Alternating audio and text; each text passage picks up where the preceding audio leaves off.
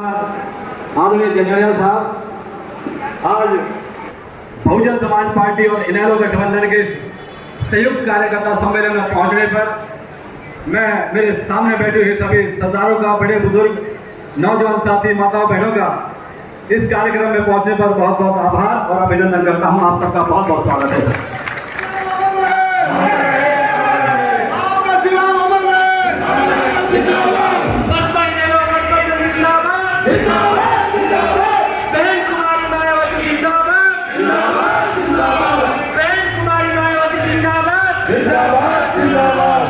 चौधरी ओम प्रकाश चौटाला जिंदाबाद, जिंदाबाद, जिंदाबाद। चौधरी ओम प्रकाश चौटाला जिंदाबाद, जिंदाबाद, जिंदाबाद। अमर रहे, बाबा साहब अमर रहे, चौधरी देवीलाल जी अमर रहे, चौधरी देवीलाल जी अमर रहे। जो हरियाणा प्रदेश के भावी मुख्यमंत्री हैं और मुख्य महासचिव इंडियन नेशनल लोकदल राष्ट्रीय, आप आए और अपना संबोधन आए हुए सभी सम्मानित साथियों को दें। ओम प्रकाश और चौटाला साहब, भावी मुख्यमंत्री माननीय अभय सिंह जी चौटाला साहब।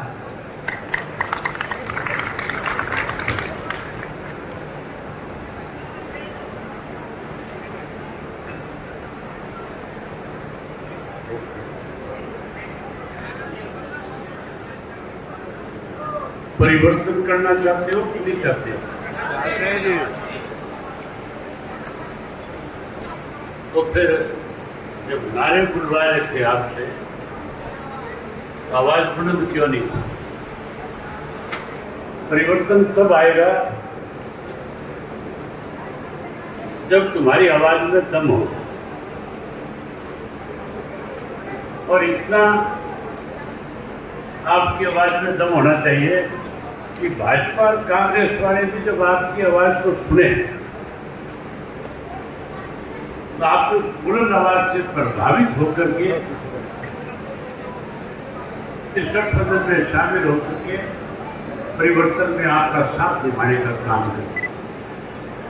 मैं एक बार मंच का संचालन जो कर रहे उनसे कहूंगा वो फिर से नारे लगवाएंगे आप, और उम्मीद करूंगा कि आपकी आवाज बहुत बुलंद होगी।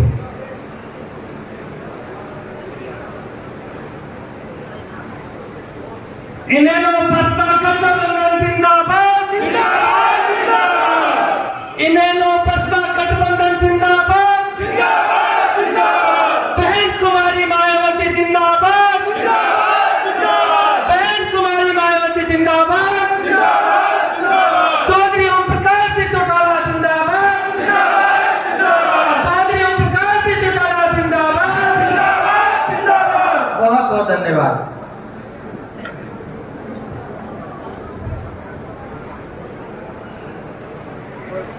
आदर और सम्मान के योग बहुजन समाज पार्टी के पंजाब, हरियाणा और चंडीगढ़ के प्रभारी श्री रणधीर सिंह बेनीवाल जी, प्रदेश के बहुजन समाज पार्टी के अध्यक्ष धर्मपाल इकरा जी, मंच पे मेरे साथ बैठे हुए इंडियन नेशनल लोकदल पार्टी और बहुजन समाज पार्टी के प्रदेश के, जिला के, हल्का स्तर के सभी नेतागण, आज के इस गुड़गांव लोकसभा क्षेत्र के दोनों पार्टियों के आए हुए बहुत ही वरिष्ठ, कर्मठ, मेहनत कार्यकर्ता साथियों,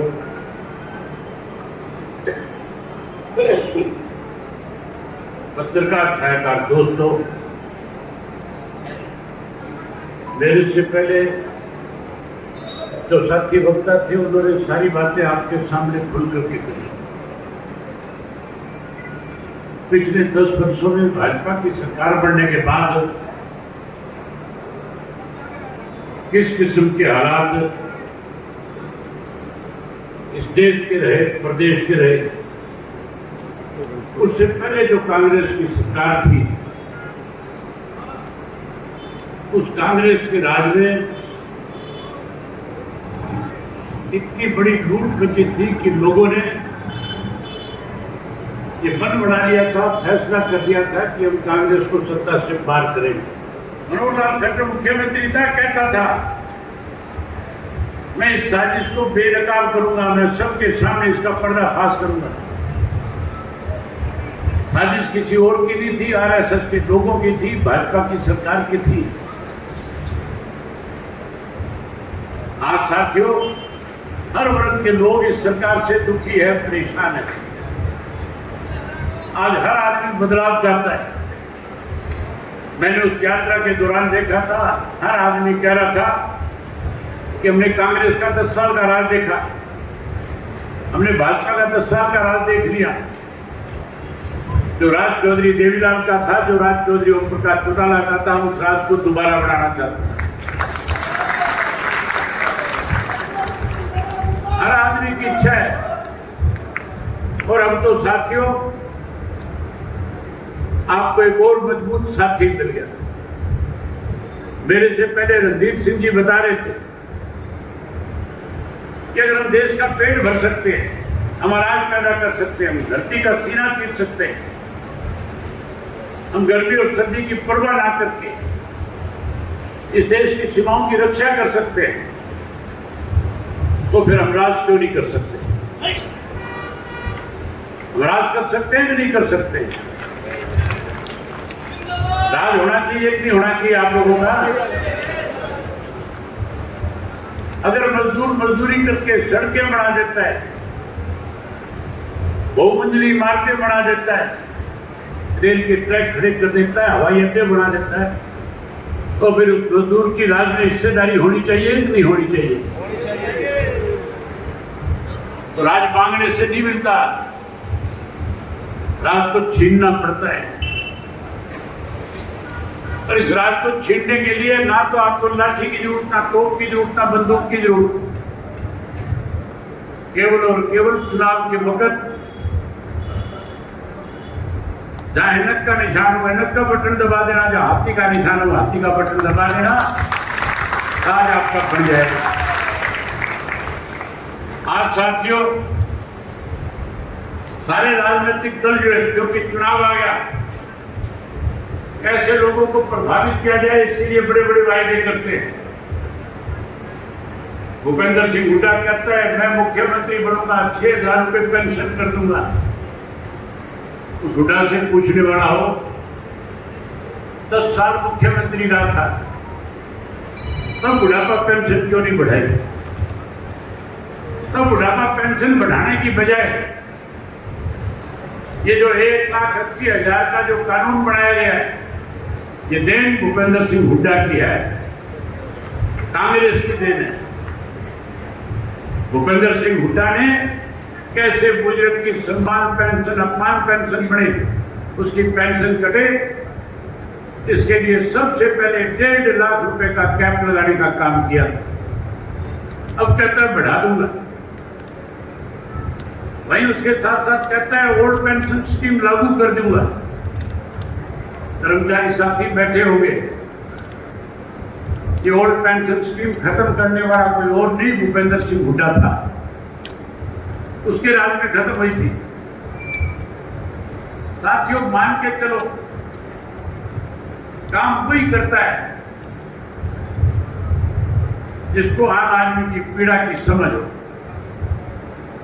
वायदे उस व्यक्ति ने पूरे किए जिसने लोगों की पीड़ा को समझने का काम किया। कांग्रेस और भाजपा मैनिफेस्टो देती है, उस मैनिफेस्टो में किए वायदों को पूरा करने के बजाय लोगों के सामने समस्याएं खड़ी करने का काम करती है। अगर किसी ने किया हुआ वायदा पूरा किया इस देश के अंदर, तो उस शख्स का नाम चौधरी देवीलाल था। अगर लोगों को उसके प्लाट के अंदर चौधरी देवीलाल आवास योजना के तहत पक्का मकान बना करके देंगे। ये जो पोर्टल बने हुए हैं, जो अलग अलग आइडिया बन रखी है, इससे दुखी हो सुखी हो, बोल के बताओ, सुखी हो दुखी हो, इससे दुखी हो। पहले राशन कार्ड होता था जिससे सारी सुविधाएं मिलती थी, सारे पोर्टल बंद कर दूंगा और राशन कार्ड लागू कर दूंगा। उसके साथ साथ हरियाणा प्रदेश की राजधानी जो आज चंडीगढ़ है, उस चंडीगढ़ में जो हमारा हिस्सा बोलेंगे, लेकिन हरियाणा की राजधानी अलग बनाएंगे। हरियाणा की हाईकोर्ट अलग बनाएंगे ताकि हमारे लोगों को चंडीगढ़ के चक्कर ना काटना पड़े, उसे परेशान ना होना पड़े।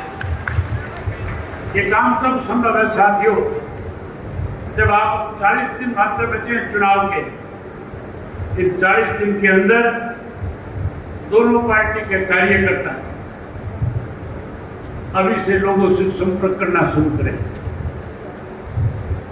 अभी से लोगों से खुल करके कहें कि हमने जो वायदे आपके साथ किए इनको पूरा करेंगे, आप हमारे ऊपर विश्वास और भरोसा करो।